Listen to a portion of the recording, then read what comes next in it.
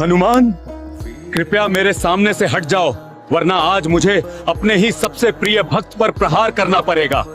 क्या आपने कभी सोचा है कि जिन श्री राम के लिए हनुमान जी ने अपना सीना तक चीर दिया था, एक समय ऐसा भी आया जब उन्हीं राम को अपने सबसे परम भक्त पर बाण चलाने पड़े। आखिर ऐसा क्या हुआ था कि भगवान और भक्त कुरुक्षेत्र की तरह आमने सामने खड़े हो गए थे? इस रोंगटे खड़े कर देने वाले महासंकट की शुरुआत होती है काशी नरेश से। एक बार काशी नरेश एक भयंकर मायावी राक्षस से युद्ध कर रहे थे। क्रोध में आकर उन्होंने एक दिव्य बाण छोड़ा, लेकिन वो मायावी छल से बच निकला। वह बाण सीधे जाकर एक विशाल वृक्ष को काट देता है और वह वृक्ष सीधे महर्षि विश्वामित्र के तपोवन में जा गिरता है। महर्षि की वर्षों की तपस्या भंग हो गई। उनका क्रोध अग्नि बनकर भड़क उठा। वे तुरंत श्री राम के पास पहुंचे और न्याय की मांग की। अपने गुरु का सम्मान करते हुए श्री राम ने भयानक प्रतिज्ञा कर ली। गुरुदेव, आज सूर्यास्त से पहले काशी नरेश को मृत्युदंड मिलेगा। उधर मृत्यु के भय से कांपते हुए काशी नरेश भागकर माता अंजनी के पास पहुंचे और उनके चरणों में गिर पड़े। माता ने बिना पूरी बात जाने उसे प्राण रक्षा का वचन दे दिया और यहीं से खड़ा हुआ ब्रह्मांड का सबसे बड़ा धर्म संकट। एक ओर माता का दिया हुआ वचन और दूसरी ओर प्रभु श्री राम की अटल प्रतिज्ञा। हनुमान जी की आंखें भर आईं। प्रभु के विरुद्ध जाना असंभव था, लेकिन माता का वचन तोड़ना भी तो धर्म के खिलाफ था। संध्या का समय निकट था। श्री राम अपना अजेय धनुष लेकर रणभूमि में आए, लेकिन सामने कोई शत्रु नहीं, बल्कि उनके अपने हनुमान खड़े थे। श्री राम ने गरज कर कहा,